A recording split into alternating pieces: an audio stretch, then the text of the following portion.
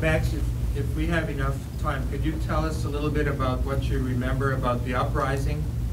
It really started in 1942, whereby they started taking out about 5,000 or so people and sending them to the camps. And everybody became fair game out of the ghetto. The youth really, like myself, became the backbone of the ghetto, and we would try to assume responsibility for the people that could not or would not do it because they were heads of the family and religious people. So some of the youth, after they saw what was happening in Treblinka and Majdanek, the two places that the people from Warsaw were being taken to, they escaped to the ghetto and warned the underground, both the Polish and the underground. So instead of smuggling in just food, usually dehydrated, we started bringing in weapons, not too many, because you have to realize that if a Gentile would deal with a Jew or be caught helping them, he would be on the next car or he would be placed in the ghetto. And he wouldn't be placed in the ghetto, he'll be shot. So a lot of people informed on each other that they were helping the Jews, but we were able to get some weaponry and some materials that could be converted in the ghetto. Now it started on April the 19th when there was a build-up outside the ghetto, and by that time we moved 3 times. By that time I lived on Plac Muranowski, and if you saw the streetcar, it had Muranowska and Leszno. My father's newspaper was on Leszno. We were next door to the headquarters on the underground without knowing it. But anyways, they came into our apartment, and I saw the first shot done from our apartment on the 4th floor on Muranowska Square. But the way it was not in one spot, but it was in many places, in squads of kids, 15 to 25, 18 to 25, and simultaneously they started the fight. But what was little known, that Hitler's birthday was on the 20th. And what I remember, there was a General Stropp that was in charge of the Warsaw Ghetto fighting. And when he saw what was happening, every time the Germans tried to come in, they would be stopped, even with the tanks and all that, with Molotov cocktails and other means. So the only way he could stop it was around May 16th of that year, of 1943, by burning the ghetto with flamethrowers, bringing in a whole company of flamethrowers. And we were actually hiding in the basements because all the above ground temporary hiding places were destroyed by the fire.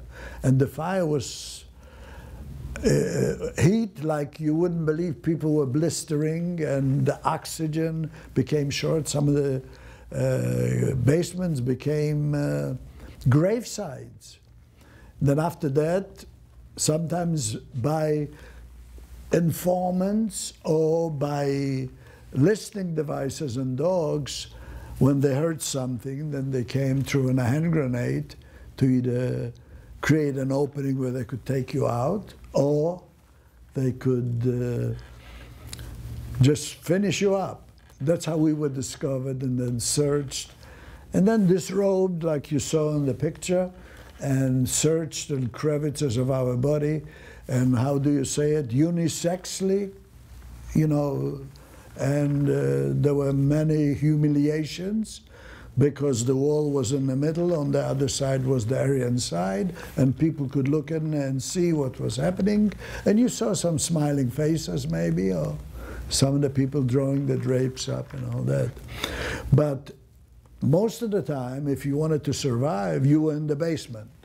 So what I can tell you is that We were helping the underground to do it by smuggling in. And the first night when I saw the first shot, I would supply, maybe bring some bullets to the window, water, but they wouldn't let me do anything else. And then they told me, get down, because the artillery started shooting at all the buildings that were still remaining. I hope that gives you a little bit of picture. Thank you. We only have time for one more question. Yeah. Do you think that in the world right now, do you think maybe anytime later there will be peace, just in general? What I can tell you is this.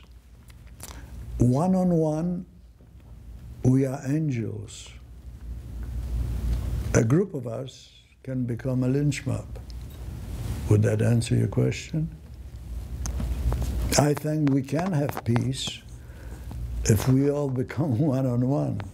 You can negotiate with somebody, and if the people that he represents don't want to honor his negotiation, what do you have? Turmoil. All right, well, thank you, Max, for coming. Thank you for sharing your stories. Thank you for being vigilant, going wherever you go. And I'll repeat again, watch out for the bullies, become an upstander instead of a bystander, and please join the Holocaust Museum and also join the group here that brought you the picture, because we're all working for one effort to be able to answer his question. Yes, we will have peace sometimes in the world if we behave ourselves. Also, you should know that Max has produced a film about his life where he goes into detail about it, and he can tell you more about that when you talk to him afterwards. But it's a really wonderful production. It will be available in the Holocaust Museum and at a fair price. At a fair price. Thank you. Before we leave, I want to bring down the folks who came from Texarkana. They have something to give to you, Max. These are our future leaders, and believe me, if they have anything to say, we will have peace. Well, you look like a nice, bright young man, and maybe you will lead us to peace. Somebody want to speak for the group? We all put our fingerprints on this to say, or it's our signature that we saw him, and it says we are your witness inside, so. Well, thank you very much. Thank you very much. I really appreciate it. You know, I didn't bring it in, but the reaction between me and the young people after I do some of that speaking is we kind of bond, and they see that some of us still possess a little bit of goodness.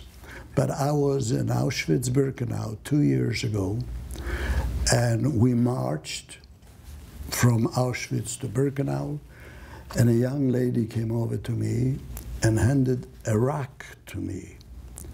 And on the rock, on one side, was glued on little stones resembling the Star of David, and on the back she wrote a little poem to me and signed it. And I cherish it everywhere I go, and it was done with glue. So I went to a ceramic place and I said, would you check the glue in that? Because she was in the wilderness with nothing there. And the lady says, this lasts for the next 100 years. It never come off. And I don't, to this day, I don't know where she got the glue, unless it was something that she just carried with her. Thank you very much. And I am really dumbfounded that you came all the way from Texarkana to listen to me, and I really appreciate it. And it shows your character and what kind of people you are, and I hope that you become the future generation that will lead us to peace. And thank you very much. The teachers will Yes, and I'm tearing up you speaking all. Max, thank you so much. You will.